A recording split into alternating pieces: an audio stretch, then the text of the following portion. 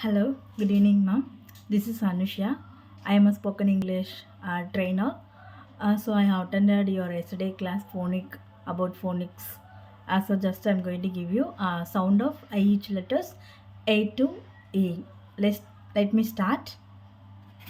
Letter A. Letter A. The sound is a. A. A.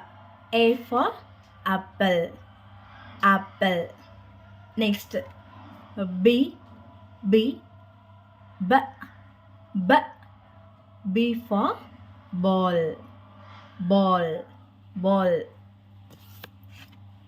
C, C, the sound is K, K, K is for cat, cat.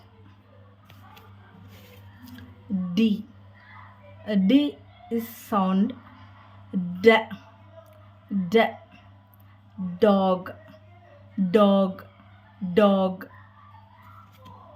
Next, last letter E, E. The sound is A, A. A is for ear, ear. Thank you.